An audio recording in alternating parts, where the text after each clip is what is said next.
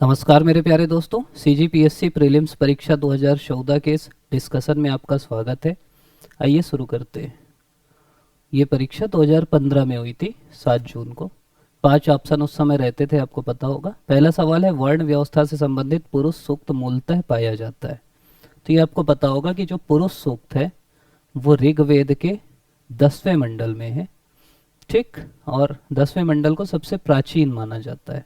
और इसी पुरुष सूक्त में बताया गया है कि यार 4 वर्ण हैं जो ब्रह्मा जी से उत्पन्न हुए, ठीक।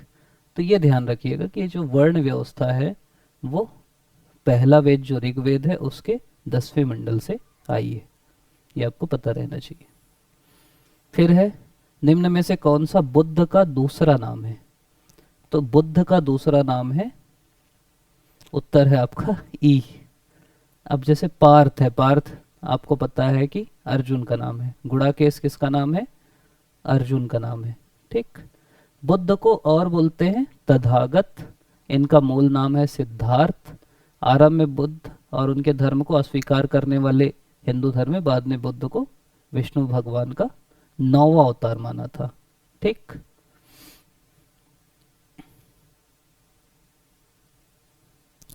मिहिर भोज राजा भोज वाले प्रच्छन्न आपका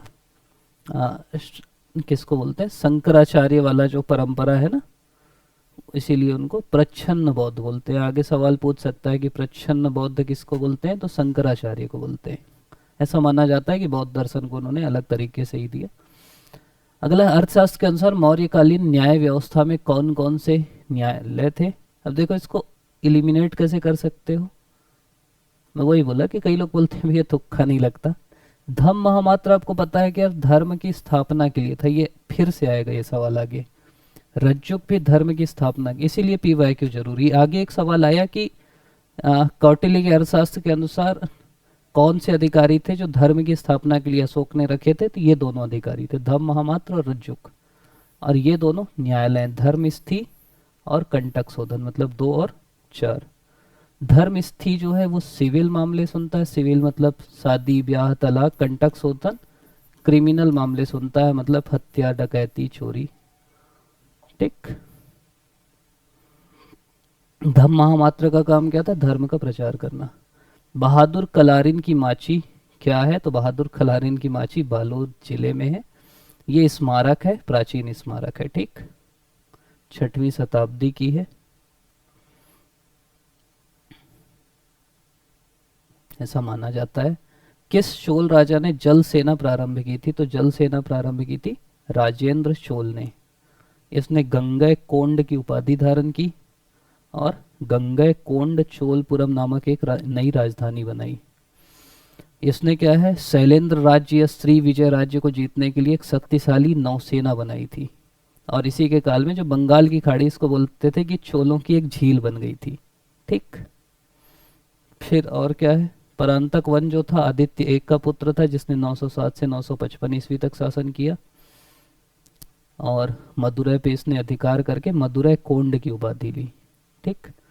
राजराज द्वितीय ने 1150 से 1173 किया और सामंत उसके समय में आ गए थे। बहमनी राज्य की प्रथम राजधानी निम्नलिखित में से कौन सी थी? तो बहमनी राज्य की पहली राजधानी थी गुलबर्ग। अगर बहमनी राज्य के बारे में आपको जानना है तो इसकी स्थापना की थी 1347 में, 1347। और इसी के 10 साल पहले करीब 1336 में विजयनगर की स्थापना की थी हरिहर और बंगा ने। बहमनी की थी अलाउद्दीन बहमन शाह ने। इसका मूल नाम हसन गंगू था और इसकी उपाधि जफर खां। ये सवाल भी आया है। राजधानी उसने गुलबर्गा को बनाया, उसका नाम एहसानाबाद कर दिया। 31 में बीदर में बरीद शाही राजवंश के अंतर्गत बहमनी से स्वतंत्र बनी। और लखनऊ में एक इमामबाड़ा भी है जिसका निर्माण 1837 में अली शाह ने किया, ठीक। हुसैनाबाद के लिए पूछ रहा था। राग गोविंद की रचनाकार, देखो एक है गीत गोविंद, ठीक, और एक है राग गोविंद। बताओ राग गोविंद के रचनाकार कौन है? तो राग गोविंद की रचनाकार है मीराबाई। अब आपको पता होगा गोविंद गोविंद कौन करती? तो मीराबाई करती, ठीक। तो मीराबाई 4 ग्रंथों की, नरसी का मायरा, गीत गोविंद टीका ये ध्यान रखना, गीत गोविंद उनकी नहीं है। राग गोविंद और राग सोरठ। सूरदास की अगर आप बात करें तो सूर सागर, सूर सूरावली, साहित्य लहरी। ठीक, सूर सूर साहित्य लहरी सूरदास। रसखान, रसखान रचनावली।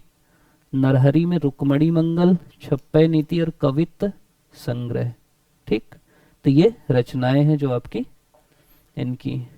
अब बताओ हदीस क्या है, मन में सोचो, अंत उत्तर तो आपको दिख ही रहा है। हदीस क्या है बताओ। वो जो मैं गीत गोविंद बोला ना, वो जयदेव की रचना है। ठीक, ये भी पूछता है कभी कभी। हदीस क्या है, एक इस्लामिक कानून है। ठीक, नाम ही से आपको समझ में आ रहा है ना यार, इस्लामिक टाइप की चीज है। अद्वैत दर्शन के संस्थापक कौन है, अद्वैत दर्शन के संस्थापक हैं शंकराचार्य।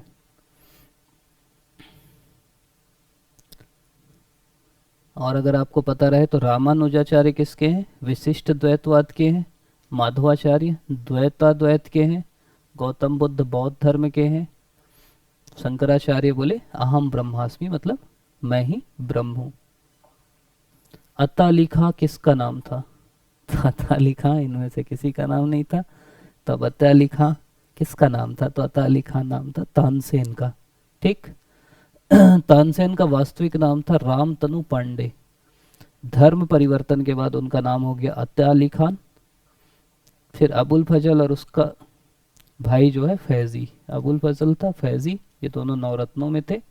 टोडरमल अकबर के वित्त मंत्री थे। किशनगढ़ शैली किस कला के लिए प्रसिद्ध है, तो किशनगढ़ शैली चित्रकला के लिए प्रसिद्ध है। कहाँ की शैली है, तो ये राजस्थान की एक चित्र शैली है। इसका विकास महाराजा सावन सिंह के शासनकाल में हुआ। और ये पूछा है एक बार, यूपीएससी में भी पूछा है, बड़ी थड़ी किससे संबंधित है, तो बड़ी थड़ी एक क्या बोलेंगे, एक महिला का चित्र है जो बहुत सुंदर है, और ये किशनगढ़ शैली से संबंधित है। फिर कहाँ कौन सा विद्रोह हुआ, चलो आप लोग बताओ, थोड़ा ऐसे ही बताओ। बख्त खां कहाँ विद्रोह किया, बख्त खां किया दिल्ली में, है ना। अहमदुल्ला कहाँ किया, चलो जो नहीं पता ना उसको ऐसे पकड़ लिया करो, जैसे कुंवर सिंह का आपको पता है कि आरा में किया। नाना साहब कहाँ किए बताओ, नाना साहब किए कानपुर में, अवध में अहमदुल्ला। तो ये ध्यान रखना, ये सवाल आते हैं। कौन सी जोड़ी सुमेलित नहीं है, परलकोट गेंद सिंह, तारापुर दलगंजन सिंह, मेड़िया हिड़मा मांझी। इधर के तो तीनों सही लग रहे हैं। कोई विद्रोह गोपीनाथ, ये गलत है। बस्तर विद्रोह गुंडाधुर, ये सही है। गुंडाधुर धुरवा के थे। कोई विद्रोह नांगुर दोरला किए थे, क्या लिखा है, नांगुल दोरला। अब इन लोग बहुत समझ नहीं पाते, नांगुर दोरला विद्रोह किए थे। कोई विद्रोह 1859 में हुआ था। इसका नारा था एक वृक्ष के पीछे एक सिर। ठीक, साल के वृक्ष में। और परलकोट तो गेंद सिंह के नेतृत्व में हुआ था। गुंडाधुर का जो विद्रोह था उसका नाम था भूमकाल। तो ये सब अपने को पता रहना चाहिए, पूछते ही। कलकत्ता में सुप्रीम कोर्ट भारतवर्ष में प्रथम बार किस अधिनियम के तहत बनाई गई थी, तो कलकत्ता में जो है रेगुलेटिंग एक्ट तो 1773 का आया था, उससे सुप्रीम कोर्ट बनी थी। और इसके पहले न्यायाधीश थे सर एलिजा इम्पे। बंगाल विभाजन के विरुद्ध राष्ट्रवादियों ने कौन सा कार्यक्रम प्रारंभ किया, बाईकाट स्वदेशी असहयोग राष्ट्रीय शिक्षा। ठीक, तो कार्यक्रम कौन सा किए, बाईकाट ठीक है, स्वदेशी ठीक है। असहयोग आपको पता है ना कि गांधी जी लेके आए, तो आप असहयोग को हटा दो, 3 हटा दो, उत्तर अपने आप आ गया। तो ऐसा आपको नहीं भी पता ना तो भी सोच सकते हो कि सहयोग तो यार गांधी जी का वो था। अगला है 2001 की तुलना में 2011 में छत्तीसगढ़ राज्य में कितनी जनसंख्या घनत्व में वृद्धि हुई, तो आपको पता रहना चाहिए। ठीक, पहले 154 था, 189 हो गया, तो कितना बढ़ गया, जोड़ लो। महादेव पहाड़िया किसका भाग है, तो महादेव पहाड़िया सतपुड़ा पर्वत का भाग है। हम लोग भूगोल में पढ़ भी रहे थे। सतपुड़ा में आपकी, अगर आप ऐसे देखोगे ना, तो पहले ऐसे करके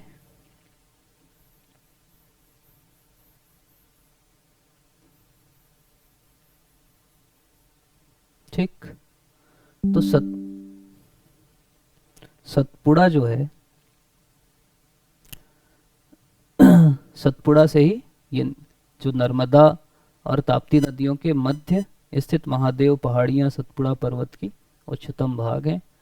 तो महादेव पर्वत जो है, महादेव पहाड़ी, वो सतपुड़ा का भाग है। ठीक, इसी में पचमढ़ी भी है। और क्या क्या है आपका, पश्चिमी तट पर स्थित पर्वत श्रृंखला को पश्चिमी घाट अथवा सह्याद्री कहा जाता है। ये भी आपसे पूछ सकता है कि सह्याद्री किसको कहते हैं। तो सह्याद्री किसको बोलते हैं, जो आपके पश्चिमी तट पे पर्वत श्रृंखला है उसको बोलते हैं सह्याद्री। ये सीधा सीधा आपसे पूछ सकता है। तो जो पहाड़ वाला एरिया है ना, यहाँ से पीएससी हर साल एक सवाल पूछ रहा है पहाड़ से, नदी से, तो आपको पता रहना चाहिए। जैसे यही है, सबसे ऊपर विंध्याचल है, ठीक, फिर सतपुड़ा है, इसी का हिस्सा है महादेव और बाकी चीज़। यहाँ बीच में नर्मदा नदी बहती है, मतलब विंध्याचल और सतपुड़ा के बीच में। फिर यहाँ ताप्ती बहती है सतपुड़ा के साउथ में। तो ये दोनों भ्रंश घाटी, मतलब ये घाटी में बहने वाली नदी है। यही जो नदी है वो आपके पूर्व से पश्चिम की ओर जाती हैं। ठीक, अनाईमुड़ी साउथ की चोटी है। कैमूर पहाड़ियाँ विंध्य पर्वत श्रेणी का पूर्वी विस्तार है, जो भारत को उत्तर और दक्षिण भारत, मतलब कैमूर, विंध्याचल, महादेव, सतपुड़ा और सह्याद्री मतलब पश्चिमी घाट। जवाहर सुरंग कहाँ से गुजरती है, तो जवाहर सुरंग गुजरती है बनिहाल से। ठीक, बनिहाल दर्रा है जहाँ से जवाहर सुरंग गुजरती। फिर अगला है, भारत में 10 लाख एवं अधिक जनसंख्या वाले नगर। ये तो ठीक है, क्या पूछेगा। शिवनाथ की सहायक नदी है जमुनिया। हाफ, आगर, जमुनिया, मनियारी, खरखरा, ये सब नदियां हैं। अमेरिका का ताला किन नदियों के संगम में स्थित है, तो शिवनाथ और मनियारी के संगम पे स्थित है। कौन सा क्रम दक्षिण से उत्तर महानदी के समीपवर्ती क्षेत्रों में स्थित है। ठीक, तो ये है दक्षिण से उत्तर, आपको देखना है। दक्षिण से उत्तर मतलब महानदी ऐसे बह रही। ठीक, तो सबसे पहले आपका राजिम हो जाएगा, फिर सिरपुर, फिर पलारी, फिर सिवरी नारायण। ठीक, राजिम, सिरपुर, पलारी, सिवरी नारायण। इस टाइप के सवाल भी आ सकते हैं, आपको वहीं पे सोचना पड़ेगा। 11 की जनगणना के अनुसार किस जिले में साक्षरता दर अधिक है, वो तो उस समय दुर्ग में थी। 1/11 की अवधि में किस जिले में जनसंख्या वृद्धि दर। तो अभी अच्छी चीज ये है कि सवाल कम आ रहे हैं। ठीक, ये सबसे ये फैक्चुअल सवाल हैं। ये जितने इकोनॉमिक सर्वे में है वो आपको कम से कम याद रखना है। मैं अभी वो सवाल कराने की कोशिश कर रहा हूँ जो रिपीट हो सकते हैं। निम्नलिखित में से किस क्षेत्र में धारवाड़ सेल समूह का विस्तार नहीं है, तो कोरिया क्षेत्र में धारवाड़ नहीं है। छुरी उदयपुर पहाड़ियों का विस्तार कहाँ है, कोरबा, रायगढ़, इस एरिया में छुरी उदयपुर की पहाड़ियाँ विस्तृत हैं। छत्तीसगढ़ में प्रथम सीमेंट संयंत्र की स्थापना 65 में हुई। वैगन रिपेयर शॉप का निर्माण 66 में हुआ। एनटीपीसी विद्युत संयंत्र कोरबा एवं बिलासपुर जिले में है। भारत एल्यूमिनियम लिमिटेड बाल्को की स्थापना 75 में हुई। ठीक, अब आपको देखना है क्या सही है। तो बाल्को की स्थापना आपकी हुई है, भारत एल्यूमिनियम बाल्को की स्थापना कोरबा में की गई। सीमेंट कंपनी की स्थापना 65 जामुल में की गई। इसका उत्तर आपको कमेंट में देना है। ठीक, ये इसमें भी गलत दिया है, मतलब वैसे सही ही है। सीमेंट 65 में हुई, वैगन रिपेयर साहब 66 में हुआ। एनटीपीसी सही में कोरबा और बिलासपुर में है। बाल्को कब बना ये बताना। ठीक, 66 में नहीं बना, ये मैं हिंट दे देता हूँ। बिरकोनी औद्योगिक विकास केंद्र कहाँ स्थित है, बिरकोनी औद्योगिक विकास केंद्र स्थित है महासमुंद में। को अब ये बुक है अपने को ऑथेंटिक बोलती है, तो अभी मैं इसी के हिसाब से बोल रहा हूँ। किस जिले में चूना पत्थर का उत्पादन अधिक है, ये सब फैक्चुअल सवाल है और अपने को क्या करना है। अभी अपन इंडियन जीएस देख रहे हैं। भारत में प्रथम न्यूक्लियर ऊर्जा स्टेशन की स्थापना कहाँ हुई, तो ये हुई है तारापुर में। कौन सा बांध सिंचाई के लिए नहीं है, तो ये जो भवानी सागर है, कृष्णराज है, भाखड़ा है, जो शिव समुद्रम है, वो किसके लिए बना है पता है, ये जल विद्युत के लिए बना। 1902 में भारत की पहली जल विद्युत परियोजना स्थापित की गई थी शिव समुद्रम में। और इसका यूज बिजली उत्पादन के लिए होता है। लोकसभा में राज्यों के प्रतिनिधित्व को सुमेलित कीजिए। तो ये आप ना उससे भी बना सकते हो कि यार कहाँ ज़्यादा होगा कहाँ कम होगा। जैसे छत्तीसगढ़ को 11 से मिला दो, 4 का बी मिला दो। कहाँ गया यार, बी में 4, एक ही हटा बस। ठीक। अब आपको ये पता है कि सबसे ज़्यादा कहाँ है, मतलब तो आप अब देख लो। जैसे आपको पता है, मान लो महाराष्ट्र, ठीक, महाराष्ट्र का हो गया या तमिलनाडु का हो गया। और ये वाला जो आंकड़ा है ये अलग होने से पूर्व था। ठीक। तो मैं आपको एग्जैक्ट आंकड़ा बताता हूँ लोकसभा सीटों का। आपको ना क्रम पता रहना चाहिए। जैसे आपको ये पता है कि सबसे ज़्यादा कहाँ है, तो सबसे ज़्यादा है यूपी में, ये तो आप सबको पता है। ठीक। उसके बाद बताओ, यूपी के बाद फिर सबसे ज़्यादा कहाँ है। उसके बाद सेकंड नंबर में, मैं क्रम से इसलिए बता रहा हूँ कम से कम याद रहे, सबसे ज़्यादा यूपी में है, सेकंड महाराष्ट्र में है 48। ठीक। पहला यूपी, दूसरा महाराष्ट्र, ये याद रखना, यूपी 80, महाराष्ट्र 48। फिर वेस्ट बंगाल, वेस्ट बंगाल में है 42। फिर बिहार, बिहार में है 40। फिर तमिलनाडु, तमिलनाडु में है 39। फिर एमपी, एमपी में है 29। फिर कर्नाटक, कर्नाटक में 28। कम से कम इतने याद रखना, इससे आ जाएगा। ठीक। फिर आगे अगर मैं बताऊं, गुजरात में है 26, आंध्रा में 25, राजस्थान में 25, उड़ीसा में 21, केरल में 20, तेलंगाना में 17। तो क्रम पूछ सकता है। आपको क्या लग रहा है, अगर मैं राज्यसभा का बोलूं तो यही क्रम होगा, सेकंड में महाराष्ट्र ही है कि क्या है, बताओ, सोचो थोड़ा मन में।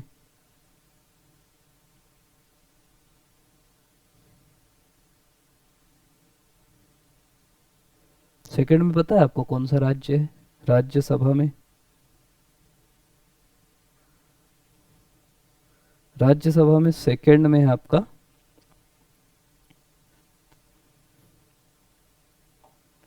यूपी, यूपी में है,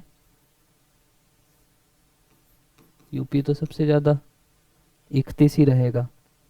उसके बाद फिर 31 से सब कम कहाँ है बताओ।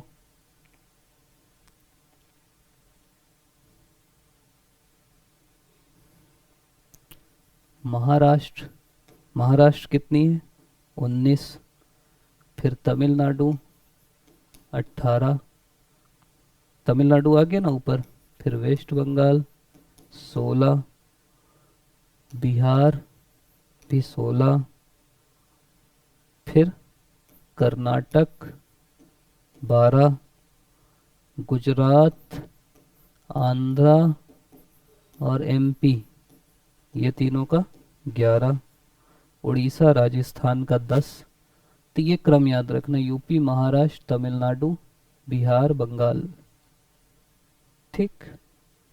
ये सब आपको पता रहना चाहिए। ये आते हैं सवाल, इसलिए मैं बोला कि कम से कम पता रहे कि भैया क्रम, क्योंकि 2-3 बार पूछ चुका है आपसे। कौन सी राष्ट्रपति की स्वाविवेकी शक्ति है? स्वाविवेकी मतलब होता है राष्ट्रपति जो अपने विवेक से करता है। विवेक मतलब अपनी बुद्धि से। अब मंत्री परिषद की नियुक्ति है, विवेकी तो नहीं है यार। जिसको प्रधानमंत्री बोलेगा उसको मंत्री बनाएगा, राष्ट्रपति थोड़ी बोलेगा इसको बना दो। विधेयकों को आपत्ति सहित वापस भेजना, आपत्ति लगा रहा है मतलब विवेक, रोक के रख रहा है मतलब विवेक। क्षमा प्रधानमंत्री लोग जैसा मंत्री परिषद बोलेंगे वैसा देगा। संयुक्त अधिवेशन की अधिसूचना जैसा वो बोलेंगे वैसा देगा। संदेश जैसा वो बोलेंगे वैसा देगा। न्यायाधीशों की नियुक्ति भी वो देगा। क्षमा आप मतलब जनरली कभी कभी इसको विवेक में इसलिए मान लेते हैं कि जनरली तो उन्हीं की उससे करता है, लेकिन राष्ट्रपति का कभी मान लो खुद भी मन हो गया कि इसको क्षमा करना है तो कर सकते हैं। तारांकित प्रश्नों के विषय में क्या सही है? तारांकित प्रश्न क्या है? देखो, दो सवाल होते हैं, एक तारांकित एक अतारांकित। ठीक, इसको मैं ऐसा समझो, तारा में ये समझा था कि तारांकित, तारा लोग को लिखना पढ़ते आता है कि नहीं आता? थारे लोग को तो नहीं आता ना लिखना पढ़ना, तो वो क्या उत्तर देते हैं? मौखिक देते हैं। तो जो तारांकित सवाल है वो मौखिक होता है। मौखिक उत्तर होगा मतलब तुरंत दिया जाएगा। ठीक, मतलब उत्तर मौखिक दिए जाते हैं। और आप पूछे कि भाई ये कैसे हुआ, वो उत्तर दिया, फिर पूरक प्रश्न पूछोगे ना कि ये ऐसे कैसे हो गया, तो ये तारांकित की विशेषताएं। अतारांकित मतलब वो लिखित दिए जाते हैं, तो फिर आप पूरक कैसे पूछ पाओगे? राज्य विधान परिषद के विषय में क्या सही है? विधान परिषद का कार्यकाल होता है 6 वर्ष, ये सही बात है। यह एक स्थायी सदन है। ठीक, तीसरा है यह भंग नहीं किया जा सकता। 1/6 सदस्य स्थानीय संस्थाओं द्वारा होते हैं, 1/6 विधानसभा द्वारा होते हैं। प्रति दूसरे वर्ष इसके 1/3 सदस्य सेवानिवृत्त हो जाते हैं। उपराज्यपाल सदन का सभापति होता है। अब ये वाहियात को तो ऐसे ही हटा दो, मैं मतलब आपके लेवल से बता रहा हूँ। उपराज्यपाल का तो पद आप कभी सुने ही नहीं। अब जहाँ जहाँ 7 है ना उसको हटा दो। और कहाँ मिल रहा है 7? ठीक, 2 ऑप्शन हट गए। अब अगली चीज है भंग नहीं किया जा सकता, वो ठीक है। इसकी जो संख्या है वो 1/3 होती है जनरली। ठीक, कार्यकाल क्या होता है? 6 साल का होता है। हर दूसरे साल 1/3 रिटायर होते हैं। 1/3 इसके स्थानीय संस्थाओं द्वारा होते हैं और 1/3 विधानसभा द्वारा होते हैं। जो 1616 दिया है ये भी हट जाएगा, 4 5 भी गलत हो जाएगा, तो उत्तर हो जाएगा 2। ये गलत लिया है।